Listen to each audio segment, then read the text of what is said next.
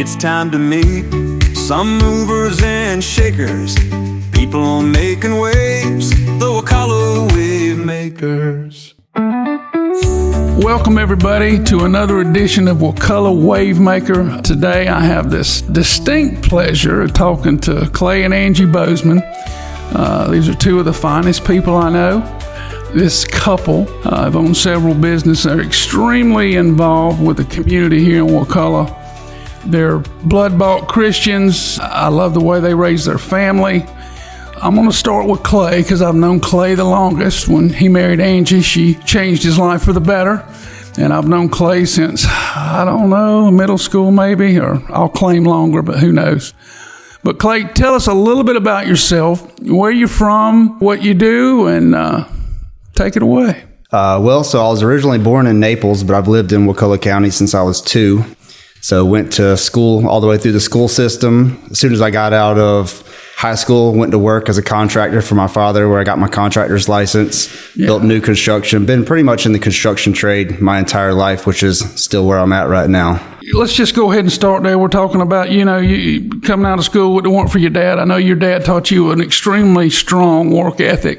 When you made decisions going into careers and learning how to work, and you guys very successful with everything you've ever touched, but what are some of the biggest lessons you've learned along the way as far as what to do, what not to do? Nothing specific, but big picture wise, when you look back, why do you think you've become successful? Well, I would have to say probably a fairly good work ethic. I think as long as you work hard at what you do and you have a passion for what you do, you'll be pretty much successful in anything. Also, I have watched people who are successful in the same industry that I am in and tried to duplicate things that I liked and tried to avoid things that I thought were failures in their careers, which I also think has really helped me in my career.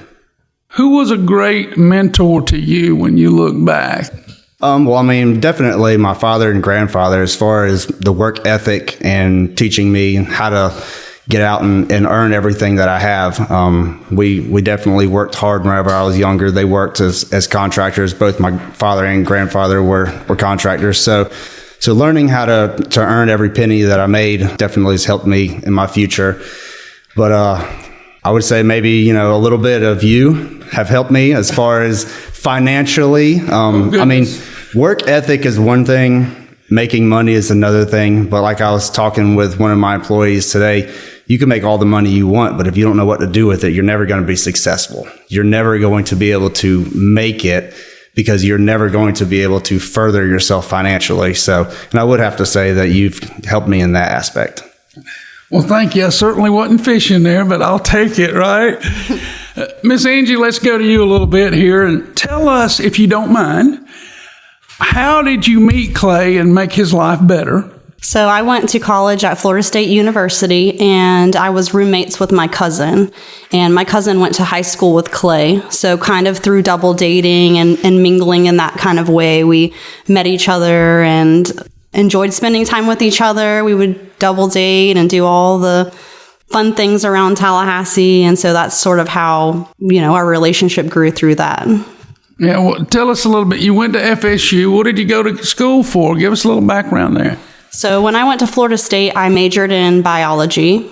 My original dream was to become a veterinarian, and working at vet clinics for numerous years, I just decided that it didn't have the time commitment that I was willing to sacrifice time with family and friends to dedicate my life to a career that requires an investment like that. Well, I know I've been telling Clay this a long time, and I'll continue to tell him that you make Clay look good. You know what I mean? So, Angie, if I remember correctly, right now you're the president of the Rotary Club. I sure am. Right here in Wakulla County. Tell us a little bit about what you guys are doing and what you want to accomplish. And you can start at the beginning. Why did you join the Rotary Club, and what's it mean to you? When I first joined Rotary, my initial goal was mainly for networking purposes. I didn't know a whole lot of people in Wakulla County. I didn't have a lot of friends in Wakulla County because I am a transplant. And so initially that's the reason that I joined Rotary, was just to make connections in the community. over the years that I've been in Rotary, it's really blossomed more into a community of people that I like to spend time with, and we do good things while we're together. So I just love that we are able to serve those in the community that maybe don't have a voice, or that we can help in ways that other groups aren't helping the community. And so the Rotary Club does many great things like scholarships for high school student. We do road cleanups. We have an Adopt-A-Road. We just funded an entire micro farming unit for Wakulla County High School so that they have a hydroponics system that they can use for their culinary arts class, that they can then, the students are learning a skill of gardening, and then they can use that either for a culinary degree, or they can use it for farming or things like that. So we're really trying to not only make an immediate impact, but a long-lasting impact in the community through the projects that we do and the things that we fund. We like to support the Fresh Backpack giveaway. How does that Fresh Backpack, how does that work? Can you expound on that a little bit? Yeah, so the Fresh Group is another community organization that they gather up school supplies and backpacks and needs for students in Wakulla County, and they do drives right before school starts to give free supplies away to students. So they're giving away backpacks and haircuts, and we just worked with them this last year to help fund for coats for kids so that when they go to school, they have everything that they need to start the school year off right and can get a good education. Angie, tell us, who were some of your mentors and what did they mean to you when you grow up? You mean, obviously, you've got a great work ethic too. Tell us about, some people in your past that made a huge difference in your growth. Yeah, absolutely. So, I would definitely say, just like Clay, my parents were a great influence in my life. My dad was in the Coast Guard for 20 years. So, obviously, having that sort of impact on my life, seeing him helping others in that sort of way. My mom was a school teacher. She just retired 2 years ago. So she is spending her own money on students and things like that. So she gives back in that way, and she loved what she did. And I think she misses it a little bit sometimes just because she does have a passion for students. So, they're great role models in my life. One of my former coworkers, his name was Jorge Lagos, also a great influence in my life when I worked for the state, because he was always very humble in the way that he taught people. He loved helping people further their careers. He didn't selfishly keep knowledge to himself to allow him to have an elevated position over others. All he wanted to do was make other people better, make people more knowledgeable. Yeah, that prevailing attitude is real contagious. Yes, absolutely. That's awesome. All right, let's change gears just for a minute. Let's talk about your family. Let's talk about your two beautiful children. Well, we do have two girls. So we have an 11-year-old and a 6-year-old, both of them here at Wakulla Christian School. They're loving it there at the school. Young ladies growing up, we stay pretty busy as far as sports and extracurricular activities, horse riding, stuff like that. My oldest is finally getting into a little bit of hunting with me. So, pretty cool, it's finally something that I can kind of engage with and actually really have a passion. I like watching gymnastics and all that kind of stuff, but I don't get quite as involved with it as I can with like the hunting and fishing like I would like to. So they're growing up, loving it, getting to school. They also love to help with the Rotary and everything that Angie does down there. Anytime we have an event, they're always there to help clean up and set up and organize. And they like to be out and really just staying busy.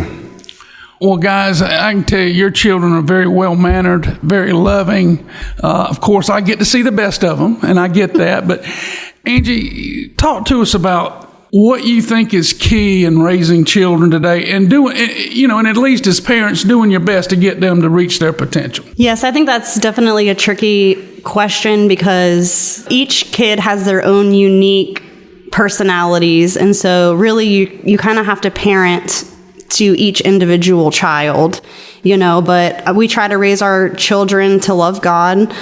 We want them to have definitely a faith-based upbringing. We want them to know how to treat other people. Parenting is just guesswork, in my opinion. You kind of take it day by day. You have to figure out what works that day because each kid goes through different phases. they're constantly changing. You got to find something new every time. So I wish I had the key to perfect parenting. I definitely don't. I'm still learning every day, and I still fail every day, but really just providing a loving household for them, hopefully a safe place where if they have questions or if there's a situation at school or at a friend's house, that they feel like you're the person that they can come to with those situations, and just providing a loving household. Yeah, I mean, these people right here are some of the busiest people I know. And somehow they make time to do a lot of things in the community, which, this is our future. I mean, these are, if you know them, they're young, I'll put it that way, but everything that they touch, they do their absolute best. Clay, let me ask you a trick question here. I've had it written down in front of you if you haven't tried to cheat off my sheet over here, but what's the most courageous thing that you can think of that you've ever done? Probably, in my opinion, one of the most courageous things that I think I've ever done, which maybe sounds simple to folks, is starting a family. It was really a big deal for me to be responsible for another human being.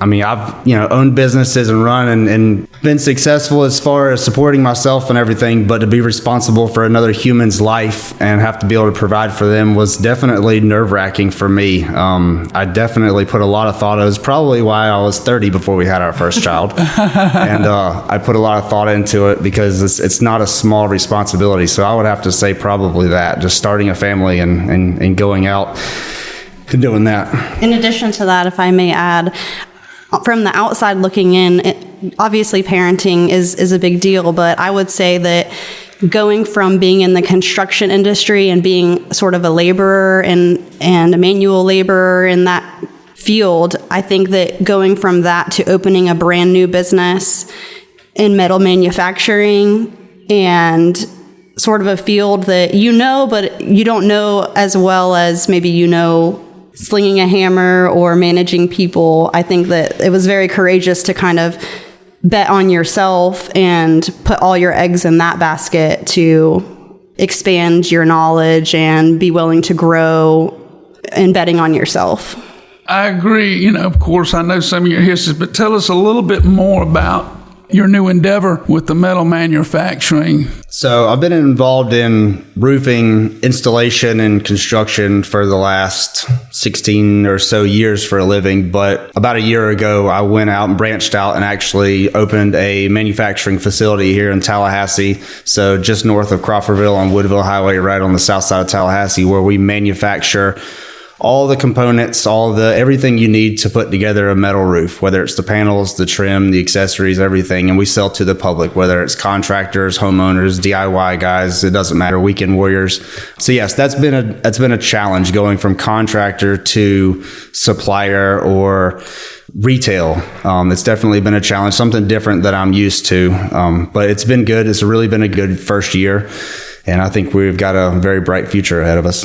What's the name of that company? GMC Metal Roofing Supply. All right, there's our shameless plug there. And both of you guys are heavily involved in all your endeavors. What do you find out when running a business? What's your biggest challenge? Would you say it's product knowledge, product delivery, employees? What's been your biggest challenge? Personally, I feel like handling employees is probably the biggest challenge for me. Not necessarily that we have a lot of problems with employees, but it's sort of like raising children. And I don't mean to say that like they're immature, but you have to figure out each of their different personalities, figure out what makes people tick, what kind of rewards work for this person versus another person. So you're trying to figure out how to motivate people, what makes people successful, what environments do they thrive in. So it's kind of a puzzle piece that you have to figure out as a business owner of like, how do I make this person the most successful version of themselves? Gotcha. You've got degrees. Clay's got a lot of entrepreneurial experience, as both of you do. Young person coming out of high school now, going to college, not going to college, going to trade school, whatever. What are a few of the biggest pieces of advice that you would give them? Because you guys come from both ends of the spectrum. You've worked for people, and now you work for yourself. And now the public is now your employer, if you will. What recommendations would you give them? I'm a pretty big advocate. I know a lot of folks say, oh, well, you're out of high school. You don't really need to, concentrate on knowing what you want to do. You don't, you take your time and all that. I'm sort of a little bit the opposite way. I think you need to try to find a direction and work towards it kind of as quickly as possible. I think you need to really set goals. I'm really big on setting goals, long-term goals, short-term goals. I think goals are really good at a motivator. Outstanding. So if I was a young person just getting out of high school, I would say sooner than later, you need to pick a direction and you need to figure out where you're at, what you need to do to get to where you want to go, whether that's owning your own business or working for somebody. Not everybody needs to be a business owner. Not everybody's cut out for it. And trust me, there's some days I wished I wasn't. But you need to figure out kind of where you want to go. That doesn't mean you can't switch gears. I've switched gears before, but get a direction. Because I do see, and even some of my employees, that are 20, 25 years old and they just don't have a direction, which, it's not the end of the world, but I feel like you can never get to your destination if you don't know which way you're going. I liken it to some bass fishermen that I know. It's like eliminating water. Even if you choose a direction and it's not where you end up, you had the ability to choose, make a decision, stick with it, and then pivot later on. And there's nothing wrong with switching gears. And I mean, some people think, oh, well, you tried this and you did something else and then you had to back up and what do they say, back up and punt and try again. Well, I never look at it as a failure. You tried something, you got experience, you got life knowledge. That's now right. You can use that to move forward. So I never look at anything as a failure or a missed opportunity. I just say, okay, I did that. I learned from it and I'm going to do better on whatever I do next. And I think it's important to add on to that, remaining coachable. Because a lot of times as adults... That is an awesome word. And let's camp out. Go ahead. I'm sorry I interrupt. That's okay. I just think as adults, a lot of times we get set in our ways, especially the older we get. But if you remain coachable and you remain pliable and you can take constructive feedback and make yourself better, not only does that make you better as a person and an employee, but it also makes you more successful just in life in general because you're willing to look inward and say, what's not working? Or maybe you don't even see it, but other people see it. Hey, this isn't working. Let's figure out a way to make it better because who doesn't want to be a better version of themselves? Yeah. One thing that I feel that I've learned is communication is often the key to so many things in this life. And you can't communicate effectively if you don't first listen. It may be through hearing somebody with your ears, reading something. Sometimes it's just reading the room. If you don't know your audience, for example, you guys have got a tremendous amount of construction history there. So you know the language, if you will. You've got some background there to help you better communicate with your people or even the publics and the people that are doing their own stuff. You know what they need, just like you're a contractor because, well, technically you guys are. But communication just seems to be the key. And I know that's something that both of you do very well. Well, thank you. Okay, Miss Angie, I don't want you to get off the hook because I asked Clay specifically about what was the most courageous thing he had ever done. So it's your turn. What's one of the most courageous decisions and follow through that you've ever done? It's a tough question to answer on the spot. I would probably say, besides following my husband in a lot of his business endeavors, because I fully support everything he does, because he's always very successful and I'm very proud of him. I would probably say being president of the Rotary Club is probably the most courageous thing I've done up to this point. Wow, I didn't expect that one. Expand on that a little bit. So being the president of the Rotary Club, it comes with a lot of perks because you really work with a great group of people.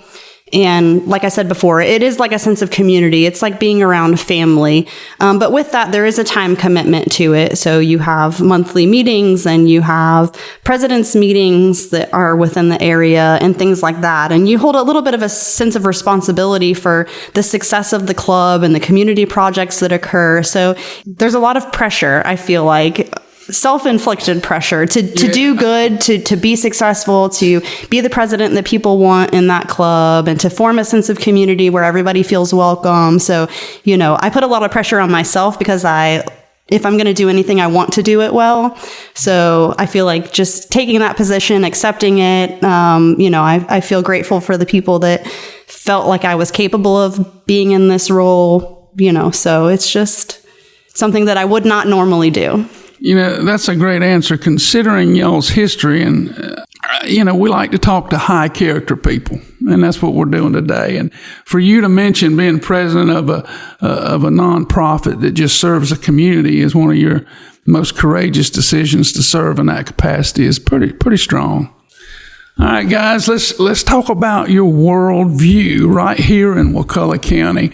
How has the county changed to you guys? Of course, we've grown. We know that. And what do you see the future for down here? What's the future hold in the way you look at things? I think the future in Wakulla County is bright. I really think so. When I moved here almost 39 years ago, we had, I think, one red light. I can't remember. I don't know. We didn't really have much here. Folks have been here with. And obviously we've grown, and Lord knows, everybody in this county, whether you like it or you don't, we know we've grown, and that's fine. And, I can drive now 5 minutes to Publix versus an entire Saturday we used to devote to go to Tallahassee to grocery shop growing up. So there's good and there's bad, but in the grand scheme of things, the county, even though it's grown, it's still a great place to live. You kind of have everything here. When we decided to have our family and start having children, we thought about it, and it was definitely a decision that we were going to have them here, raise them here in the school system, and plan on remaining here until they go off to college, and more than likely after that. But who knows what the future holds. But I think Wakulla County in a whole, it's still a great county to live. Really good folks. You got everything here as far as your natural resources, your ocean, your lakes, your rivers, all of the forest out there, along with a really good school system and a great community of folks. One thing I've got to hit on in the middle of this conversation is the fact that both of these people are very accomplished hunters. But speaking specifically about Miss Angie, there's a little story. I know they went hunting last year and she did her job, but someone else didn't quite get it done. Angie, what happened? So we did. We went to Kentucky last year, and it was my first experience of a real, out-of-state hunting trip. And That's so cool. It was an experience in and of itself. But, I think it was like the first or second day we went out there. This group of deer comes in, this bachelor group, and bigger deer than I've ever seen while sitting in a hunting stand. And I'm just sitting there just excited just to even see deer on my first sit out there.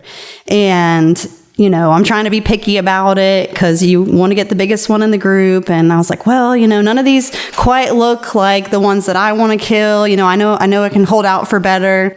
So I'm looking at the group, and all of a sudden another one comes from behind me into this group. And the second I see this deer, I know that that's the one that's going down. I'm like, this is the one.